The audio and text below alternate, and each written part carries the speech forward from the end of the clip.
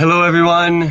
This is Dane Dormio. I'm here with my co-host and co-conspirator, Andrew Brown, and we are interviewing today Dr. CJ Rhoads,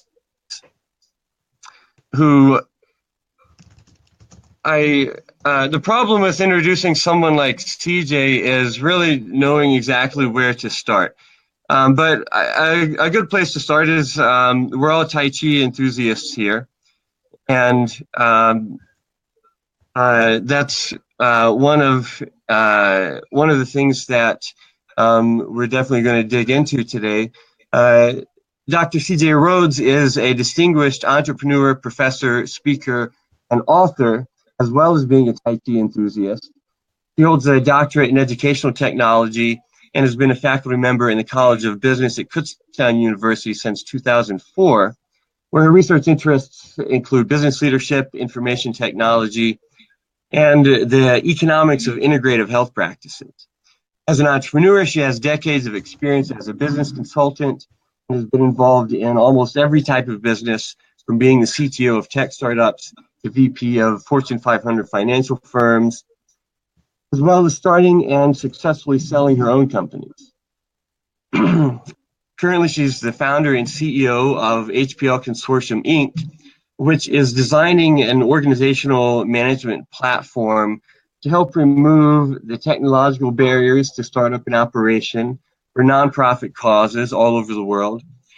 In the nonprofit world, she's the managing director of HPL 501c3 Institute, which is the parent organization of World Tai Chi Day and over 30 other subsidiary groups and partners, who are all working towards improving the world through integrative medicine and mind-body practices in some various and really awesome ways.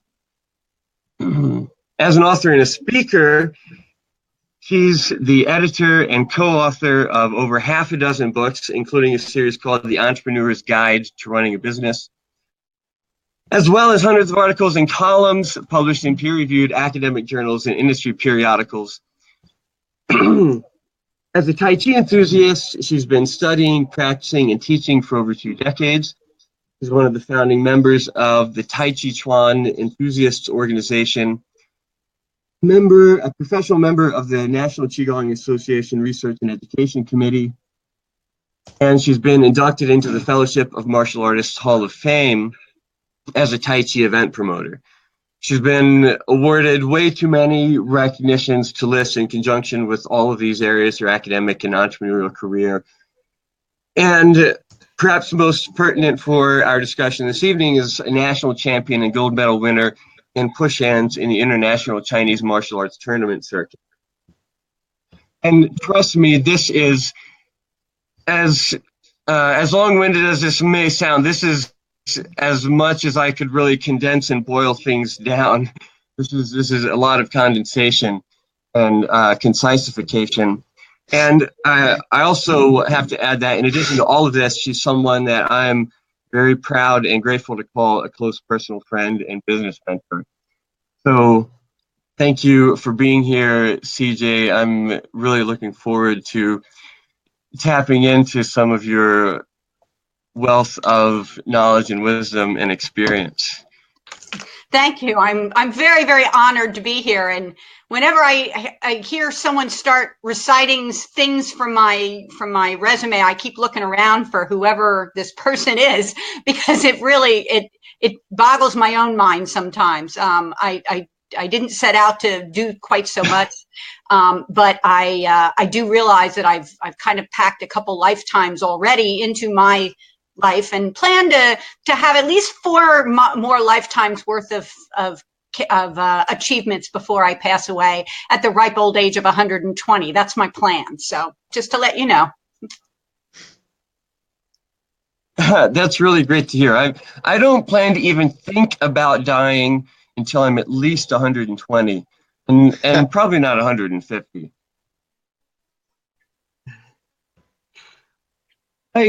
This actually makes me curious about something that I'm always curious about people. What is your purpose and passion, and what drives you to do what you do? And my my impression is you said you didn't set out to do so much, but my impression is you're the kind of person who just focuses on doing what you can do, whatever that is, consistently, thoroughly, and over time, it all adds up. So, what is your underlying or overriding passion and purpose for doing everything that you do? Well, I guess you could say my overriding passion has always been to enable people to to do things themselves more easily. Back in the day when I was in my 20s, when I started my first company, the idea was to help teachers be able to utilize technology more easily. And then it was to help businesses utilize technology more easily. And that was an overriding goal, basically enabling me to get involved in so many different organizations, my own companies. And then when I wanted to figure out why large Fortune 500 companies kept making such stupid technology decisions, I decided to get into the upper echelons there to study their decision-making process, all in the interest of helping people make better decisions and utilize, at that point, technology more effectively. And then my life kind of took an angle when I was hurt. I was hurt in a very bad car accident in 2002, and it kind of derailed my whole life. I separate my life into BA and AA, before accident and after accident. And after the accident, the passion kind of stopped being helping people to utilize technology more effectively and focused more on helping people enable health. Because it was a very, very long, hard road for me to recover from my car accident. And not just the car accident, but several autoimmune disorders that I was born with. And it was not made easier by the current health system.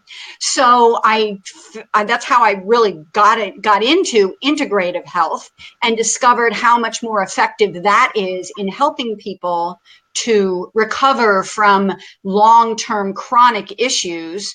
And so then my passion became helping other people to access integrative health and the being able to help them figure out what they need to do in order to optimize their own health and therefore their own lives. And then as I recovered even more, I decided to try and combine those two passions. So now I want to help people become more healthy, utilizing all medicines, but also especially integrative health medicines, which many people don't understand and aren't aware of, but marry that to helping people to utilize technology more effectively. And that's where this overarching nonprofit organization, HPL 501c3 Institute, is involved. We're developing technology tools for nonprofits and small groups and practices who are enabling and encouraging people to utilize integrative health.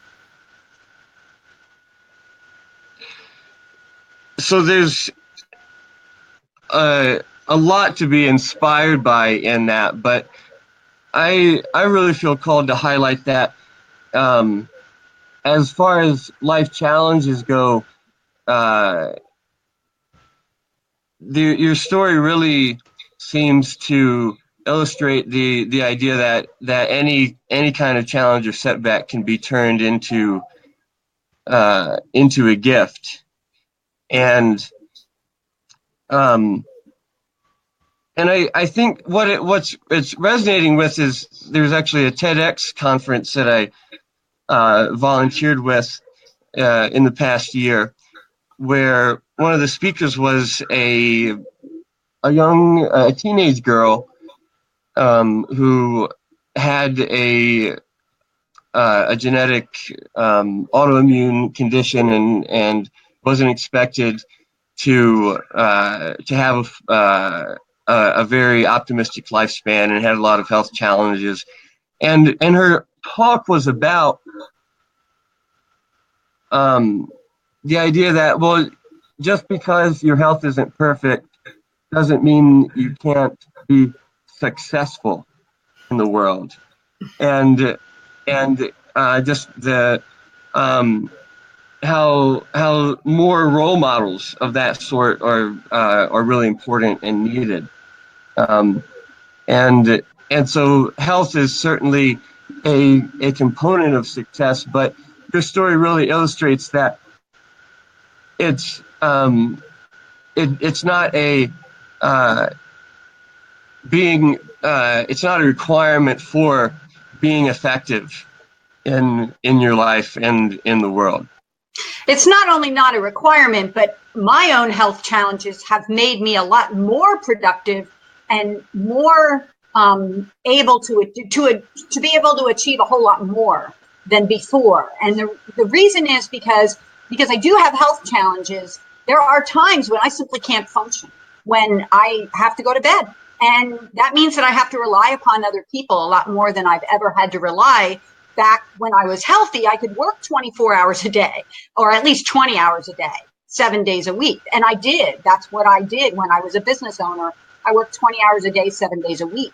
But now I can't do that. I physically can't do that anymore. So I have to rely upon other people. Well, relying on other people meant I had to develop much better leadership skills.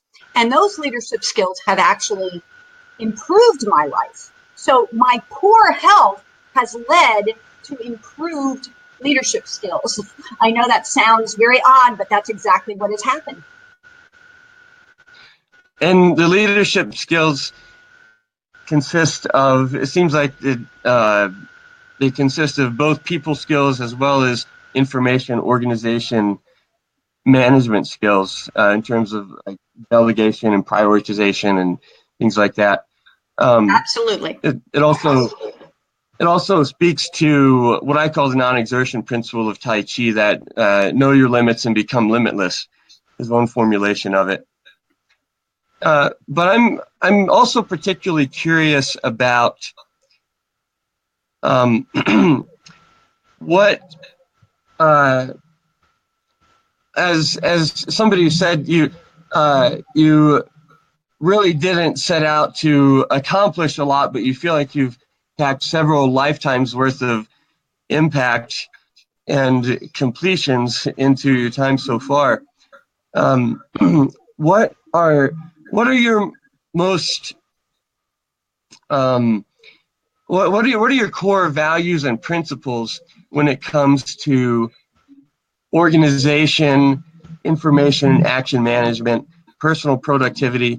And I want to preface that I'm asking this as because one of my other career is as an organizational consultant. I help individuals and business owners get their businesses and their lives organized.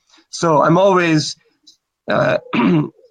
interested to hear what the guiding principles for highly effective people are. So what are those? How do those show up in your life?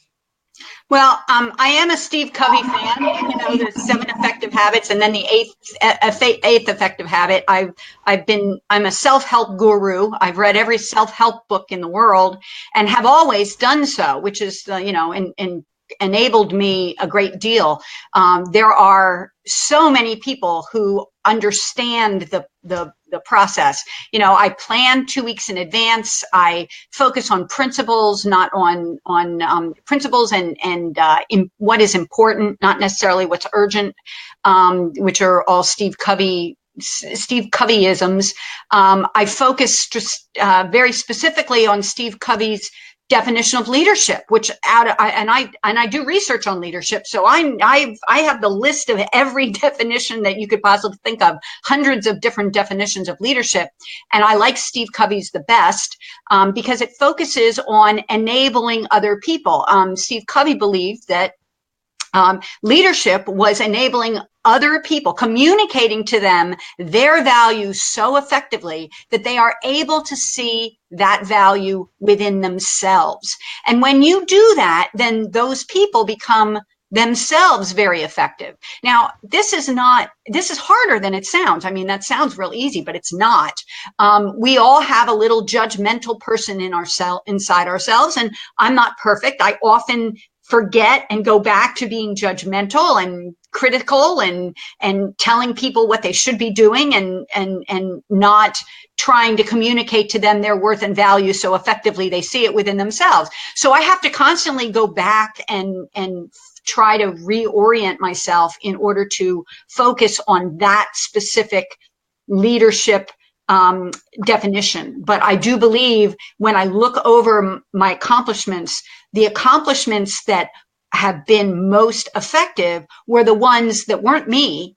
It was when I encouraged and enabled somebody else, because I can't do anything alone. I'm just not that good at anything. There are some things that I'm very good at, but there are many, many more things that I'm simply not very good at. And so if I don't surround myself with people and communicate their effectiveness to them, I can't get anything done. And so I think to me, that's really the important overarching goal. That and planning, because I'm a planner. I sit down and I spend hours every week planning what I'm going to do. There are two lines I want to follow up with from that. One is, I know we all have, as Tai Chi enthusiasts, we all have an affinity for the Tao Te Ching, and the passage that's coming to mind is the one that says, when good leaders are finished, they step back and the people say, "We did this." Yes. That's the one. They're in the one. It's the same as communicating to people their value, and so effectively they believe it, they understand it in themselves. Yes, that's the same thing. Yeah, and the other thing, we don't necessarily have to go into this right now, but I'm curious if you have been influenced by NVC, nonviolent communication, the work of Marshall Rosenberg. Yes, actually, I took several workshops over the summertime many years ago. We're talking many years ago. I took workshops on nonviolent communication. I was shocked at that when I took the workshop. I was shocked to find out how much violent communication I used, because when you hear the word violent, you think violent as in aggressive and hurtful. And violent communication, according to that definition in that workshop, is simply communication that doesn't make other people feel good about themselves. I used to say, for example, "Do you understand?" Well, that's a very violent statement. Do you understand? And it always got a reaction from other people that was not a positive one. It is. So I stopped using that phrase because I realized, oh, that's not helping the situation. And so it's difficult, again, to see that very, very subtle difference between helping someone to understand how good they are, and yet at the same time helping them to improve. You got to do both. You can't just say to everyone, "Oh yeah, you're fine just the way you are," because that's not helpful.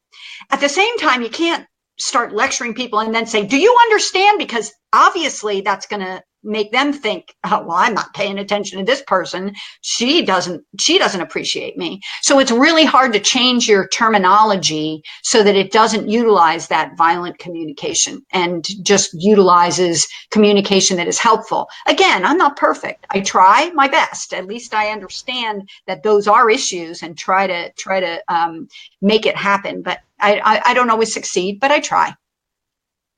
Well, that is the nature of that practice, like any practice.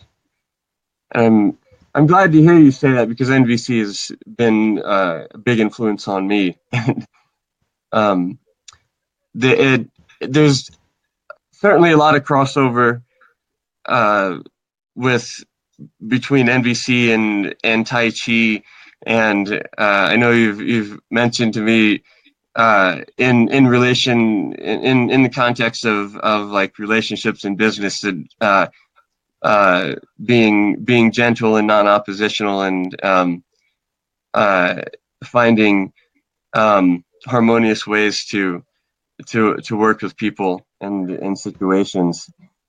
Yeah, you yield, and it's the old Tai Chi adage. Obviously, if you know anything about Tai Chi, you know that it's all about yielding and not fighting force with force, and that's exactly what you do. You neutralize force by yielding. You don't neutralize force by pushing back with force.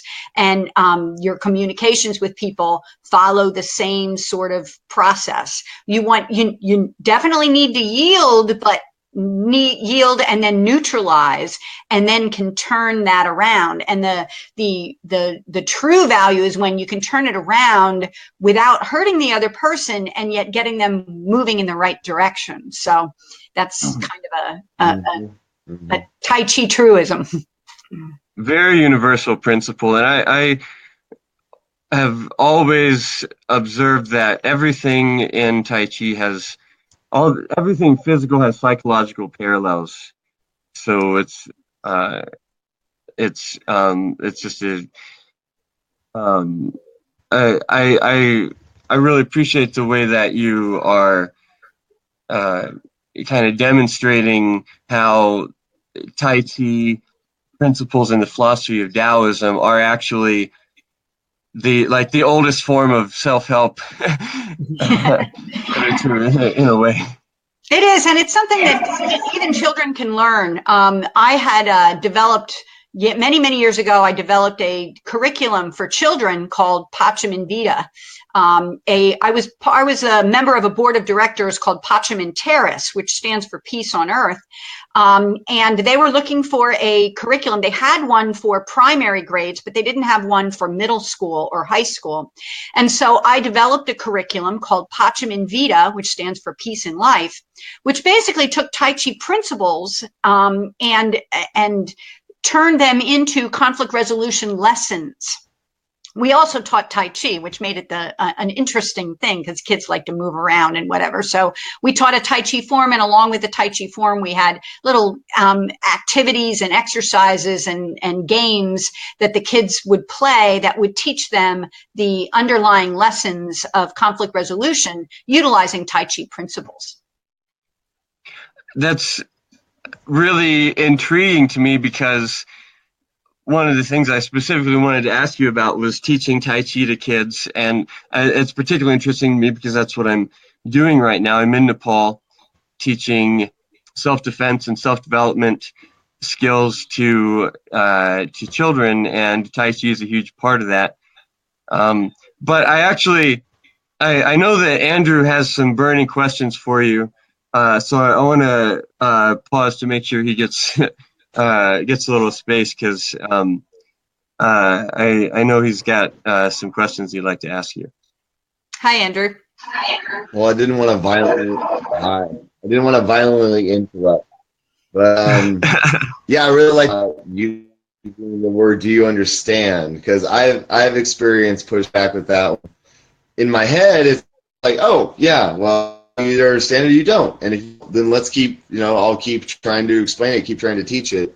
But yeah, like I've been yelled at just a little bit just from going, it's okay if you don't understand, it's fine, calm down, please stop yelling at me. So that's happened to me. So I get what you're so what would you use to understand? Like, well, God, I wanted to hear more about that. Well, like what would you use as, like, what? Yeah, I had what other kind of languaging would you use? I had a coach once, David Bossler, who always said, "Does that sound fair?" And that was a much less violent way of saying the same thing. Because "do you understand" is a forceful, I don't think you understand statement. Whereas, "do you think that's fair?" Well, that's more like you're actually asking whether they understand and think it's okay. And so that's a phrase that I don't quite use as often as he did. He used that phrase all the time. But it is one alternative to the "do you understand" is, does that sound fair? Another one is simply okay. you know, that's a much less violent. It's just saying, okay. And that you basically, you need to get them to react. And that's why you're asking, do you understand? You really aren't trying to make them feel like you think they're dumb and don't understand, which is how they interpret it. You're really just trying to get them to react to you so that you recognize whether or not they're paying attention and have any issues with what you're saying or whatever. And that's why does that sound fair is a good one, or okay is a good one. Or, you know, even what would, you know, do you have anything to add, or is there anything you'd like to share with me? All of those are also good alternatives to the do you understand? Okay. Yeah, those are good.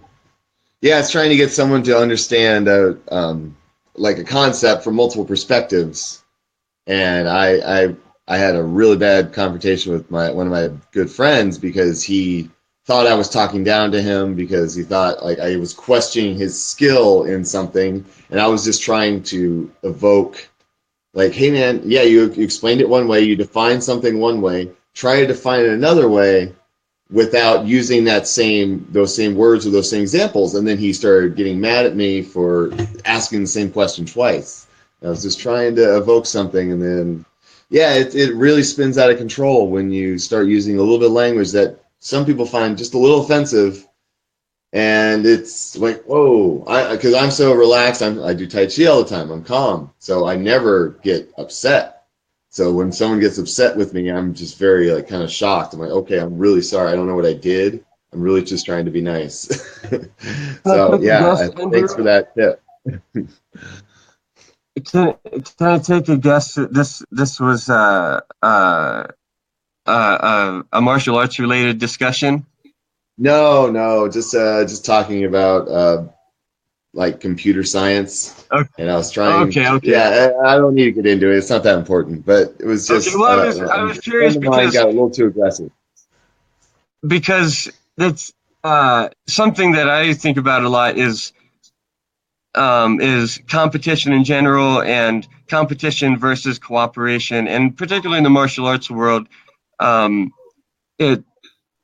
there's various elements of competition. There's the sort of direct competition that happens, say, in a tournament, but there's also kind of psychological psychological ego battles. And just to share one last thing about MVC, because this is a huge source of inspiration for me, is the type of situation you're describing is exactly the thing. MVC is really great at helping you discover ways that you were irritating people and were completely unconscious of. That's really one of its amazing strengths. But on the subject of competition, I'm really glad to have you to ask about this, CJ, because it's kind of been it's stuck in my mind for a while. The idea of competitive Tai Chi. It seems like when I heard about competitive yoga, like, what's that? You know, it's almost a contradiction in terms. Competitive Tai Chi. Yeah, you're not the first one to recognize. I got a box of medals. I actually how do you deal with the cognitive dissonance? You know, like, how does that fit? How do those go together in your paradigm? I wrote an article, I don't know, back in the 90s, I guess, called To Compete or Not to Compete? That is the question. I was struggling with this concept of Tai Chi should not be a competitive sport, especially since my teacher at the time, Maggie Newman, was not a supporter of competitive Tai Chi. And yet I was a very competitive person and felt the need to study for something, to achieve something, to get recognized for something. That's why you compete, is to kind of prove to yourself that you can do something that you set out to do. Now, what I found is that when I did Tai Chi and studied for competition, I no longer gained the same benefits from Tai Chi that I had gotten when I didn't practice Tai Chi for competition. In other words, one of the biggest benefits I get out of Tai Chi is this ability to remain calm, to breathe deeply, to think through processes and not jump to conclusions, to be non-judgmental around people. These are benefits I get from Tai Chi. And what happens is if I don't do Tai Chi for too long, if I can skip it for a couple of days, but if I go for a week without Tai Chi, I begin to get annoyed at people.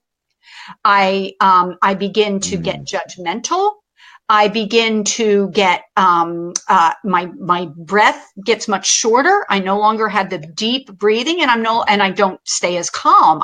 I'm much more excitable and I'm much more, over the top in terms of jumping on things or jumping to conclusions. Those are the benefits I lose if I stop doing Tai Chi. When I do Tai Chi every day, but I'm practicing for competition, I also lose those benefits. I get annoyed at people. I get very, very aggressive and very judgmental, and get angry. And I used to before I started Tai Chi ever, which I started doing Tai Chi in 1990. Before Tai Chi, I used to get in rages, and I mean real rages, where I would throw things and break cabinet doors and do things. That was me, and I thought that was naturally me. And then I started doing Tai Chi, and those rages went away. Well, when I start doing competition, studying for competition, those rages come back. Now, that does not mean that I think nobody should compete. Of course, you had to go all the way to winning a gold medal in order to discover that, right? It is true, you yes. You couldn't just figured it out after a week or two. You had to go all the way just to be sure.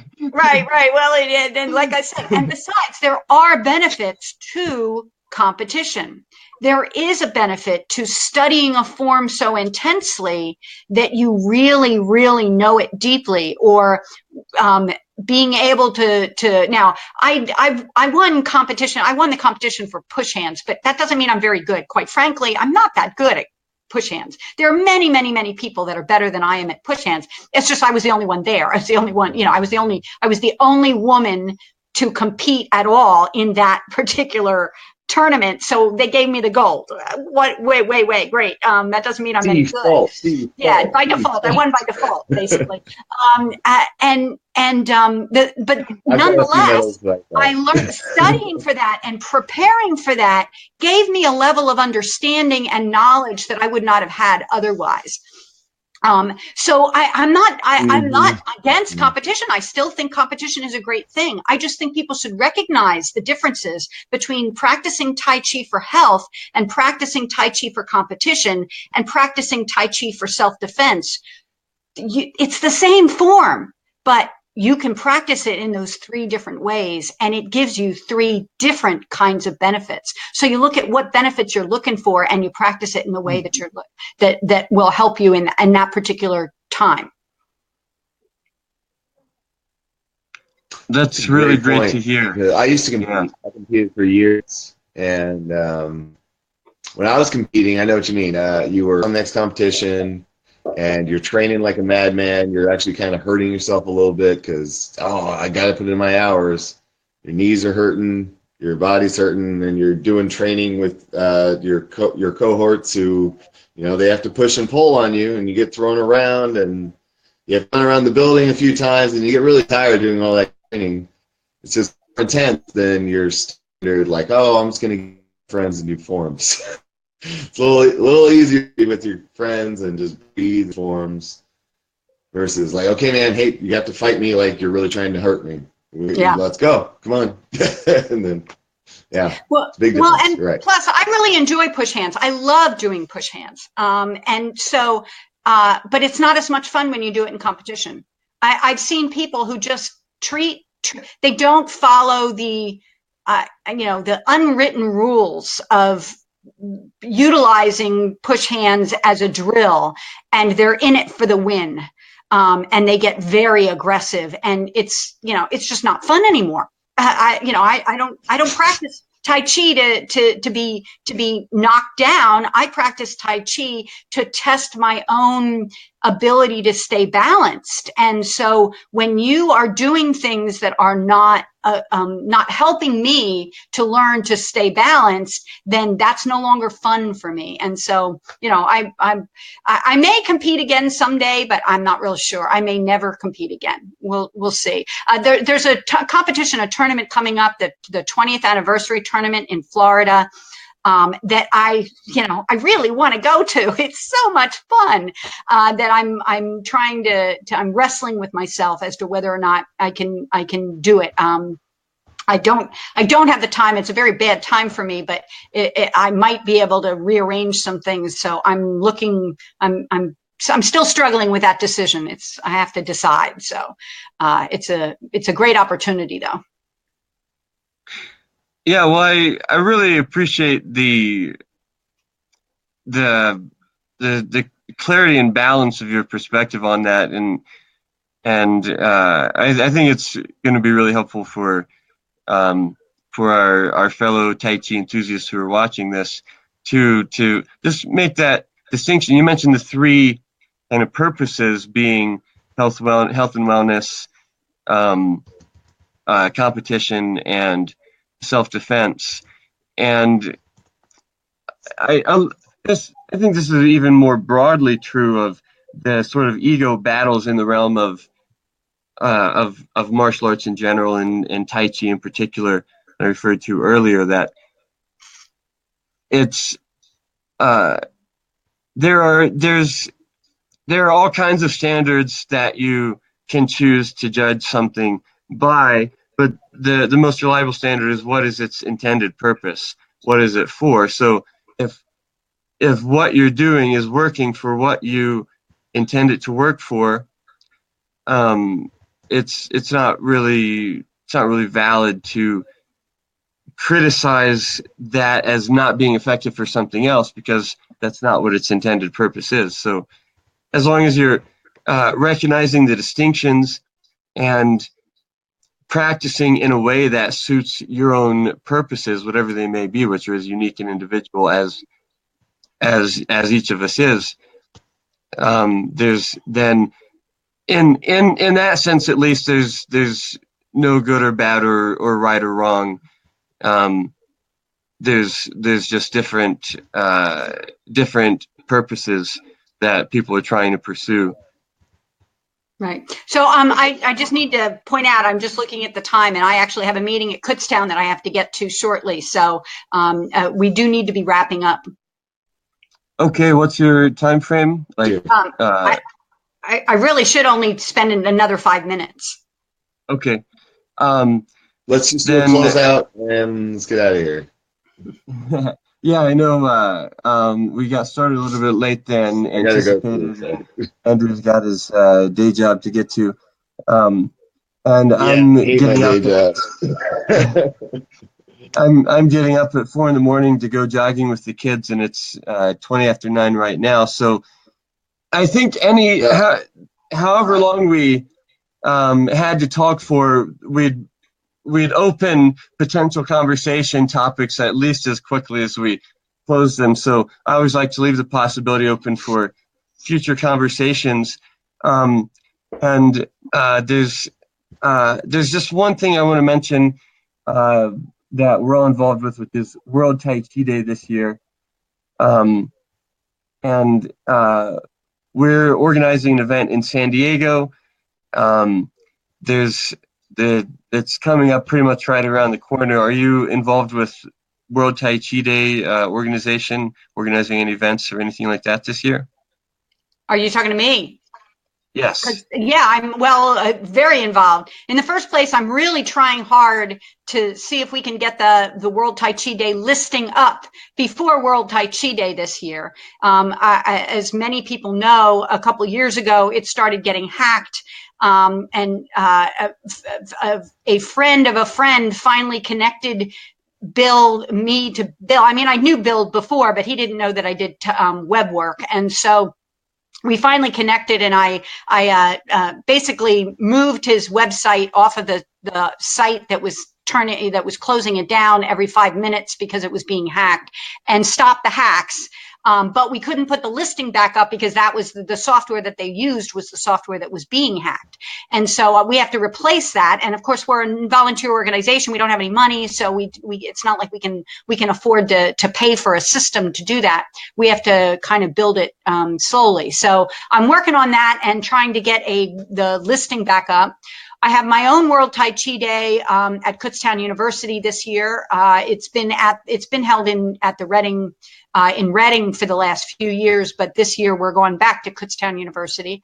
I also have 2 different World Tai Chi Day in Philadelphia that I'm involved in because they're sub-organizations, groups, subgroups of the HPL Institute. So in some ways, because the World Tai Chi Day organization itself is one of our nonprofit groups, I'm involved in every World Tai Chi Day, but in specifically being there on the spot, I'm going to be at the Kutztown University one. Well, that's really great. It's really exciting to hear the more World Tai Chi Day events there are. It seems to be growing every year, and it's just super encouraging to see that happen every single year. I interviewed Bill a couple of days ago. That interview is on the Tai Chi Facebook page. I don't know if you've seen it yet, but it was a really great interview. And I hope we can talk again sometime before World Tai Chi Day, maybe when it gets closer, and go into some of these other really exciting, juicy topics that I want to pick your brain about. So for today, I want to say thank you to both of you guys for being here, and I want to say thank you, CJ, for all of the work that you do in the world, a lot of which, as many recognitions and awards as you have received, I know a lot of the work that you do goes generally unrecognized, and people the people watching this probably don't realize just how much CJ is doing to help make the world that we all live in a better place. So I want to thank you for being an inspiration to me and lots of other people as well, and also being the stalwart force behind the scenes that keeps it all going. And I've really had a lot of fun. Well, thank you, Dane. I really appreciate it. You do a lot of your own unrecognized work as well. So I want to thank you for the work that you've done.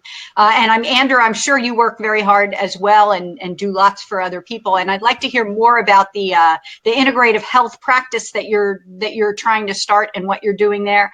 But like I said, I do have to get going right now.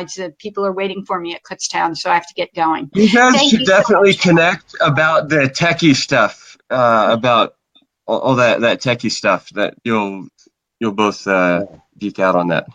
All right. Okay. Yeah, well, thank you so much. I love that stuff.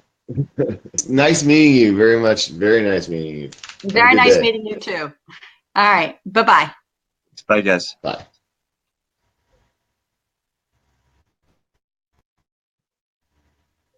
Well done. Yes.